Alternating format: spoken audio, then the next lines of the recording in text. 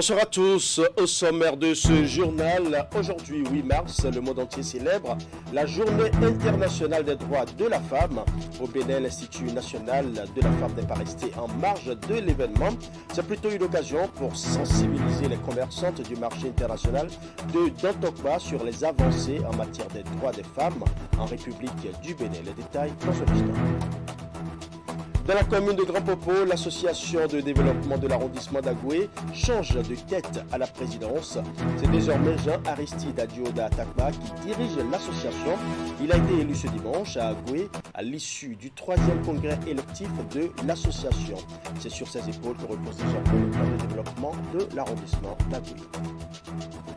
Le magazine de ce journal sera consacré aux réseaux sociaux désormais utilisés par les femmes pour organiser des tontines en ligne. Elles proposent à leur connaissance des tontines numéraires en tissus et autres natures. Elles ont des modes d'adhésion, de paiement et de retrait propres à elles. Une activité certes rentable, mais qui comporte beaucoup de risques. Une équipe de notre rédaction s'est intéressée à cette organisation et à ses difficultés. Voilà pour le titre. Mesdames et messieurs, à nouveau, bonsoir. Vous le savez, le monde entier célèbre ce mardi 8 mars la Journée internationale des droits de la femme. Au Bénin, l'Institut national de la femme était aux côtés des commerçantes du marché d'Antokba. Claudine Prudencio est allée échanger avec ses sœurs sur les avancées en matière de droits des femmes en République du Bénin. Nous allons suivre. De l'ambiance, ici même au cœur du marché d'Antokba, le 8 mars 2022, jour dédié à la femme. Un moment de détente initié par l'Institut national de la femme qui a permis d'entretenir les bonnes dames de ce lieu commercial sur les avancées en matière des droits de la femme au Bénin. Il faut savoir que vous avez un institut maintenant pour vous protéger et pour faire votre promotion. Et l'institut a un fonds d'assistance sociale pour s'occuper des victimes des violences faites aux femmes. Patrice Talon a donné une valeur à la femme. Et pour vous valoriser davantage, il a nommé à la tête de l'Institut de la femme une dame de fer, une dame qui a fait ses preuves, ici même au Bénin et même ailleurs. Les femmes du marché d'Antokba ont également eu droit à une communication sur les changements climatiques. Et c'est le moment pour le directeur général de la SOGEMA, Armand Gansé, d'exhorter toutes les femmes du marché à cultiver l'esprit du vivre ensemble. Il plaide par ailleurs pour la mise en place d'un numéro vert qui puisse permettre à ces femmes de faire savoir leurs doléances auprès de l'Institut national. Nous avons un numéro vert que je vais communiquer à vos responsables. Et la boîte à idées dont le DG a parlé, l'Institut va mettre en place au marché d'Antokba cette boîte à idées pour pouvoir recueillir les plaintes. Je profite donc de l'occasion pour vous féliciter pour tous ces efforts que vous, femmes, vous, usagers donc du marché d'Antokba, vous consentez au profit donc du développement. C'est l'occasion pour ces Amazones de Dantokba de mettre sur tapis toutes leurs inquiétudes. Des préoccupations pour lesquelles Claudine Afiavi Prudencio promet des visites régulières afin d'en discuter. Du côté de la mairie de Cotonou, c'est par une marche du cœur que les manifestations entrant dans le cadre de la célébration de la Journée internationale des droits des femmes édition 2022 ont démarré ce mardi. Outre la marche du cœur, une conférence débat a été animée sur l'égalité des sexes aujourd'hui pour un avenir durable. Ingrid Day pour plus de précisions.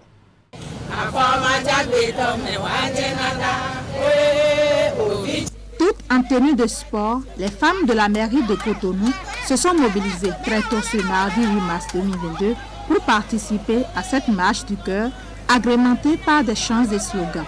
Gisma Gogonifer, Sotromina Parke, Gisma Gogonifer, Sotromina Parke. Initiée par le maire Luc Setondi Atropo, l'activité ouvre le bal des festivités entrant dans le cadre de la célébration de la Journée internationale des droits des femmes. Le maire nous a donné cette occasion de faire une marche de cœur. Aujourd'hui où nous célébrons la Journée internationale de la femme. Et ça nous fait tellement plaisir parce que nous travaillons et on est toujours, tous les jours, on est dans le stress. Et aujourd'hui particulièrement, où depuis 7 heures, on est mobilisés pour faire cette marche-là. C'est vrai, ce n'est pas une longue distance, mais ça nous a permis de nous réjouir, de se déstresser, de suer et d'avoir un peu plus d'aise au point de vue santé. Démarrée au carrefour Erevan à Cotonou, la marche du cœur a échoué au Palais des Congrès. Aux côtés de ces femmes à l'honneur, la police municipale pour assurer leur sécurité et quelques hommes venus en soutien à l'activité. On est là pour soutenir nos collègues, nos épouses, nos sœurs. Elles sont tout pour nous. Donc nous sommes là pour les soutenir comme vous le constatez. Et nous leur disons bonne fête, nous leur souhaitons beaucoup de santé, nous leur souhaitons longue vie, nous leur souhaitons la lucidité, du courage, parce que être femme, ce n'est pas du tout facile. Bonne fête. De retour à la mairie de Cotonou, une conférence débat a été organisée autour du thème « L'égalité des sexes aujourd'hui pour un avenir durable ». Outre le thème principal, les femmes ont été également entretenues sur le stress. L'Association nationale des communes du Bénin ANCB n'est pas restée en marge de la célébration de la Journée internationale des droits des femmes édition 2022. Une journée porte ouverte a été organisée ce mardi par le réseau des femmes élues conseillères. Objectif, sensibiliser les étudiants pour un changement de comportement afin de réduire les inégalités liées au sexe. Clément Tchadé. Une journée porte ouverte à l'endroit des étudiantes et étudiants venus des universités du Bénin. La façon de célébrer le 8 mars, Journée internationale des droits des femmes, par le réseau des femmes élues conseillères du Bénin et l'Association nationale des communes du Bénin. Du grand thème retenu au niveau mondial, REFEC Bénin a tiré des thématiques ayant fait l'objet de 2 communications. La première sur le rôle, défis et les responsabilités de la femme dans la gouvernance locale et la seconde sur leur place dans la lutte et l'adaptation des femmes au changement climatique. Aujourd'hui, plus qu'hier, la femme constitue un maillon incontournable de toute approche de développement de notre territoire. Les différents challenges, défis auxquels fait face le monde ces derniers jours appellent l'ensemble des dirigeants à de nouvelles approches.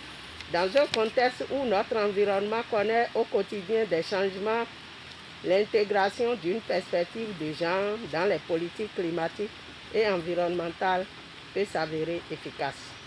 Pour le président de l'Association nationale des communes du Bénin, les femmes doivent être au cœur de l'action publique pour plus d'impact dans les efforts des gouvernants au niveau local. Ceci parce qu'ils voient un véritable lien entre le genre, l'équité sociale et les changements climatiques. Et pour cela, Luc Setonji à Tropo appelle à une mobilisation collective afin de réduire les inégalités sociales. Je remercie également le réseau des femmes élues conseillères au Bénin REFEC qui a su si bien collaborer avec la NCB pour organiser cette journée porte ouverte dont l'objectif est de vous permettre, chers étudiants, d'améliorer vos connaissances sur les femmes élues de nos communes et de vous inspirer, pourquoi pas, de leur parcours. En sincère reconnaissance à la Fédération canadienne des municipalités et au gouvernement canadien, dont l'appui financier à travers le projet Partenariats municipaux pour l'innovation femmes en politique locale nous a permis d'organiser la présente journée. Le réseau des femmes élues conseillères du Bénin et l'Association nationale des communes du Bénin comptent sur les jeunes pour des changements notables dans nos sociétés en donnant une place de choix aux femmes.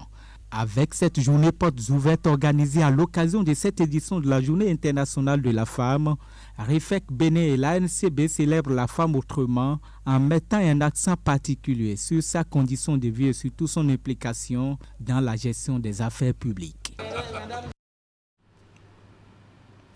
Restons avec les femmes pour parler du lancement officiel de la 5e édition de la foire agroalimentaire organisé par l'Union du personnel féminin du ministère de l'Agriculture, de l'Élevage et de la Pêche. C'est dans le cadre de la célébration de la 27e journée internationale de la femme. L'événement se déroule pendant 4 jours sur l'esplanade de l'Agence territoriale de développement Pôle 7, Escardès à Abomey-Calavi. Objectif, démontrer le savoir-faire des femmes du secteur et faire la promotion des produits locaux Made in Benin. Ouliat Sanoussi pour plus de précisions. La 5e édition de la foire agroalimentaire organisée par l'Union du personnel féminin du ministère de l'Agriculture, de l'Élevage et de la Pêche s'ouvre ici à l'ATDA Pôle 7 ex-Carder dans la commune d'Abomey-Calavi. Elle s'inscrit dans le cadre de la célébration de la 27e journée internationale de la femme. Le secteur agricole est sans nul doute celui dans lequel la participation de la femme est des plus notables. Il convient donc de valoriser davantage la précieuse contribution de ces femmes à la société. C'est consciente de cela que les femmes de l'Union du personnel féminin du ministère de l'Agriculture, de l'Élevage et de la Pêche ont pris l'initiative depuis 5 ans d'organiser la présente foire dont le succès est allé croissant. Le nombre important de participants à chaque édition de cette foire témoigne de l'intérêt qu'elle suscite tant de la part des forains que des visiteurs du pays. Faire de cette foire un véritable rendez-vous de promotion du label Made in Benin, c'est la vision de l'UPF-MAEP soucieuse d'accompagner le gouvernement dans le domaine agricole. Pendant 4 jours sur ce site, une quarantaine de forains exposeront les fruits de leurs efforts de production et ou de transformation des produits agricoles. L'UPF a ainsi choisi de focaliser l'attention sur certaines filières phares du PAG, dont les produits maraîchers, l'ananas, l'anacarde, le poisson, la volaille. Et pour ce faire, elle a reçu le soutien des autorités du ministère. Je voudrais vous dédier la pensée du jour qui dit ceci: il n'y a pas de bonnes femmes, il n'y a que des femmes de valeur. Il faut trouver et magnifier la valeur qui sommeille en chaque femme. Et ça, c'est Jean-Pierre Salambéré qui nous livre cette pensée. Si cette initiative perdure, c'est en raison du succès sans cesse croissant qu'elle a toujours connu. L'année écoulée, malgré la Covid-19, elle a pu se tenir et a permis aux exposants non seulement de faire de bonnes affaires, mais aussi et surtout de nouer des partenariats en vue d'accroître leur chiffre d'affaires.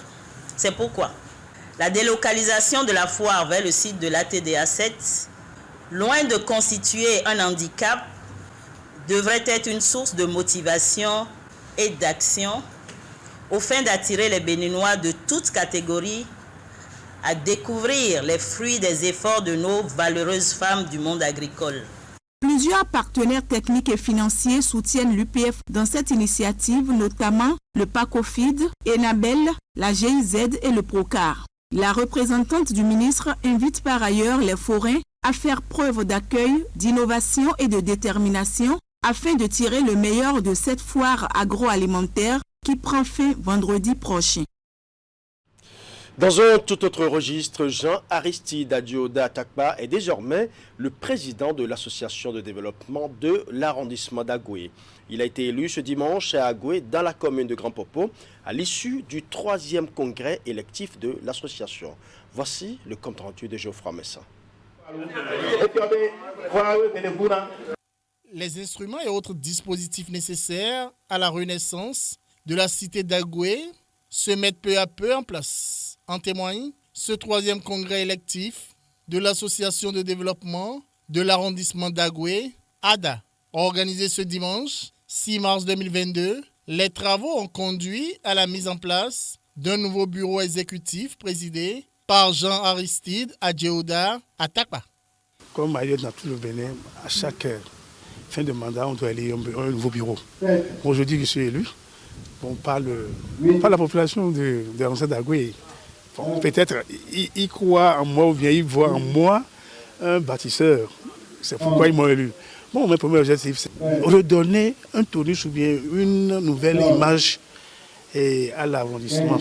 La réussite de ce congrès est le fruit de la convergence de plusieurs volontés et actions. Parmi les personnalités et leaders d'opinion qui ont joué efficacement leur partition, figure Chantal Rosine Romao, chef de l'arrondissement d'Agoué.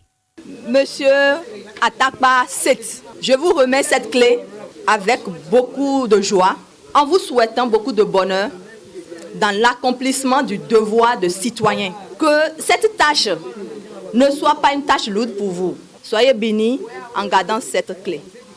Merci. Je la reçois respectueusement. Ce congrès a été aussi marqué par le toilettage des tests de l'association. Une manière de donner un souffle nouveau à ce creuset de tous les fils et filles d'Agoué. Je vais prier. Je vais prier le Seigneur à ce qu'il nous donne d'idées fructueuses, d'idées bâtisseurs, d'idées de construction. Aidez-moi à mettre la beauté sur Agoué. Agoué est déjà belle.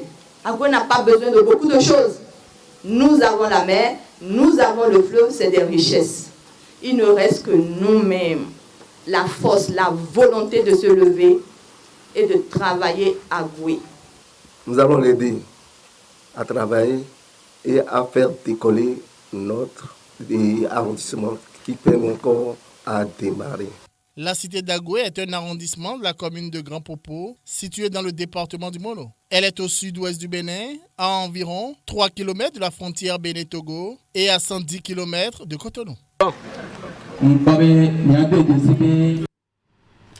Restons dans le département du Mono avec le comité départemental de sécurité qui a tenu sa réunion ce dimanche à Lokossa, présidé par le préfet du Mono. La rencontre est axée sur la situation sécuritaire du département, surtout dans les espaces frontaliers, et le point de la cartographie des églises dans le département.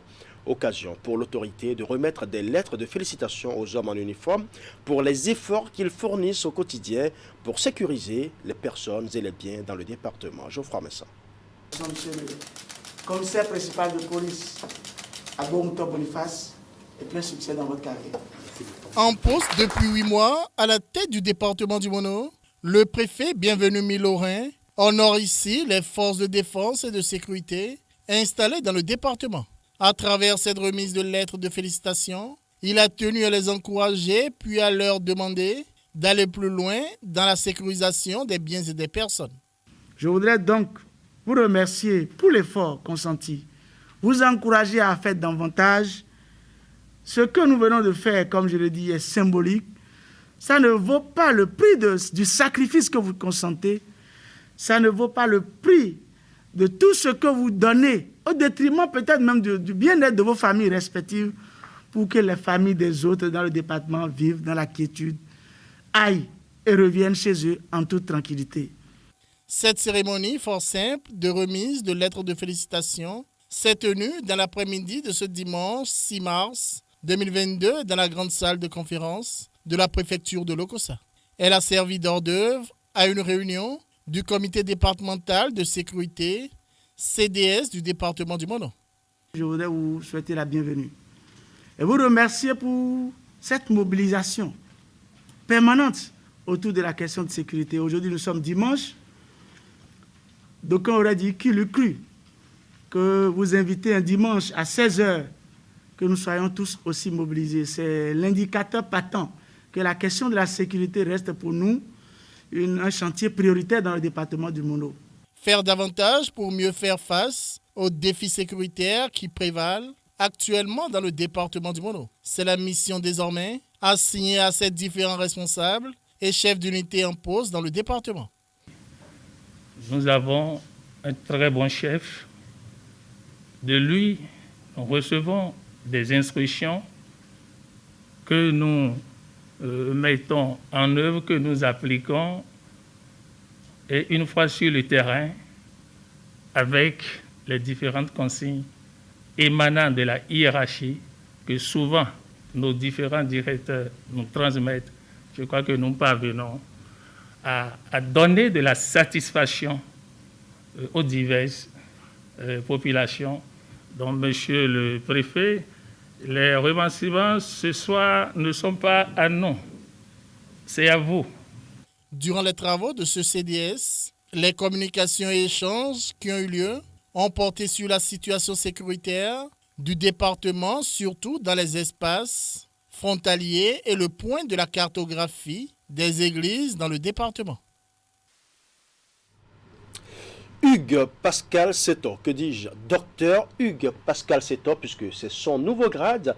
Il vient en effet de décrocher avec brio son doctorat à l'issue d'une soutenance de thèse qui s'est déroulée ce lundi à l'école doctorale pluridisciplinaire Espace, Culture et Développement de l'Université d'Abomey-Calavi. Il a défendu les résultats de ses recherches sur le rôle des flux migratoires et des facteurs environnementaux et comportementaux dans la propagation des fièvres virales Lassa au Bénin à l'horizon 2055. Au terme de sa brillante présentation, c'est des réponses aux questions du jury international. Son travail a été reçu avec la mention très honorable. Suivant. Témoigne de la dynamique. En quoi les flux migratoires et les facteurs environnementaux et comportementaux contribuent-ils à la propagation du virus Lassa au Bénin? C'est sur cette problématique que Hugues Pascal Seto planche ici devant un jury international fort de 6 membres dont 3 interviennent en visioconférence. Un jury convaincu après un peu moins de 3 heures d'exposé suivi de débats. Effort louable de collecte et de traitement des données assorti de résultats satisfaisants et exploitables. À l'issue de ces observations, le jury l'a déclaré digne du grade de docteur de l'Université d'Abomey-Calavi en gestion de l'environnement dans la spécialité environnement et santé avec la mention très honorable. Mention très honorable avec la touche de docteur enfilée avec fierté. C'est le couronnement de plus de 3 ans de recherche sur un sujet inspiré par une série de constats de terrain. Le premier constat, c'est les flux de mouvements que nous avons observés entre les pays endémiques du virus Lassa et le Bénin, de même que les autres pays de la sous-région.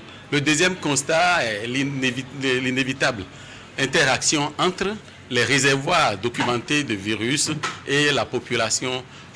Et le troisième constat réside dans le fait que les 4 réservoirs de virus notés et documentés sont présents au Bénin. Des constats qui lui ont fait pondre un document de 261 pages. À l'intérieur, les résultats d'un travail scientifique pluridisciplinaire qui englobe l'anthropologie, la géographie, la santé et l'environnement. En matière de gestion de ces cas d'épidémiologie, de ces cas de maladies sur le plan environnemental, ce n'est pas seulement le médecin qui doit intervenir, il y a l'environnementaliste qu'il faut questionner, il y a le sociologue qu'il faut questionner, et c'est le message que nous sommes en train de passer. Et l'étudiant nous a aidé, le doctorant nous a vraiment aidé à élucider ce problème-là. Problème abordé avec une proposition au gouvernement de modèle de gouvernance de développement amélioré adapté à ces résultats. Et derrière cette proposition, l'impétrant fixe un échéancier, l'horizon 2055. Nous avons procédé à la modélisation des niches écologiques en ce qui concerne les réservoirs pour voir d'ici 2055 quelle sera la distribution géospatiale de ces réservoirs sur l'étendue du territoire national. Des solutions de la science à un problème de santé publique qui porte les griffes de Hugues Pascal Seto. Marié et père de 2 enfants, ce cinquantenaire est actuellement le directeur du département santé et droits sexuels et reproductifs de l'ABMS. Nous allons à présent parler des réseaux sociaux devenus incontournables. Tout le monde s'en sert pour diverses activités de communication et de distribution. Plusieurs femmes s'en servent de plus en plus pour organiser des tontines en ligne. Elles proposent à leur connaissance des tontines numéraires en tissus et autres natures. Elles ont des modes d'adhésion, de paiement et retrait propres à elles. Il faut notifier que cette activité n'est pas sans risque. Une équipe de notre rédaction s'intéresse à l'ampleur ascendante du phénomène. Reportage. La tontine en ligne, une activité en vogue aujourd'hui au Bénin. C'est l'une des conséquences de l'évolution numérique. Elle se fait avec la messagerie instantanée WhatsApp par téléphone. Ainsi, on voit de plus en plus des hommes et femmes exercer cette activité en tant que collecteurs d'épargne. Donc l'administrateur crée le groupe, c'est-à-dire celui qui organise la tontine, crée le groupe, définit le montant, la fréquence de paiement et tout. Il publie le lien. Maintenant, ceux qui sont intéressés intègrent le groupe. L'administrateur, pour mesure de prudence, va dans l'inbox des gens qu'il ne connaît pas encore. Il demande des photos, leur lieu de résidence, pour mettre un profil sur leur nom, quoi. C'est depuis 6 ans que j'ai commencé la tontine en ligne. Lorsque je n'avais pas du travail, je faisais des tontines. Ça m'aidait. Pour ramasser aussi, ça dépend aussi de l'heure. Parce que moi-même, je me fixe d'heure. À 7 heures, tu auras ton argent et tu n'as pas, tu me fais signe. S'il y a quelques soucis, je te dis ou bien le lendemain, je t'envoie. C'est comme ça. Je ne mets pas n'importe qui dans le groupe parce que c'est un peu risqué aussi, quoi. Tout se fait ici de manière virtuelle. Les adhérents à la tontine reçoivent leur part selon la place connue à l'avance et les transactions se font par mobile banking. Parfois, des problèmes surviennent, suscitent des mésententes et mécontentements et créent même des manques à gagner pour les responsables des tontines. Certains parmi les membres du groupe sont portés disparus après avoir reçu leurs sous. Et face à ce genre de situation, les responsables finissent par exposer leurs photos sur les réseaux sociaux et ils en deviennent la risée. Mais dans d'autres cas, ce sont les responsables de tontine qui ne réagissent pas aux appels du membre lorsque c'est le tour de ce dernier de percevoir son argent. Ceci crée une confusion totale. Mon avis par rapport aux tontines en ligne reste mitigé. J'ai eu une mauvaise expérience. Je ne dirais pas aujourd'hui à quelqu'un de se mettre dans cette aventure-là. Je suis un client de la tontine en ligne depuis 2 ans. C'est quelque chose qui est tout bon pour la société. Mais dans le cas échéant, si vous n'avez pas de compréhension entre vous, vous pouvez toutefois commettre, c'est-à-dire un décret soit une faillite. Tontine en ligne, c'est la volonté. Il faut que la confiance y ait. La tontine en ligne est un moyen d'épanouissement pour beaucoup d'utilisateurs de ce genre d'épargne. Malgré les injures dont ils sont parfois victimes, ces derniers ne baissent pas les bras et l'activité se poursuit tant bien que mal. Voilà, ce sera tout pour ce journal. Merci pour votre aimable attention. Bonne soirée à chacun et à tous.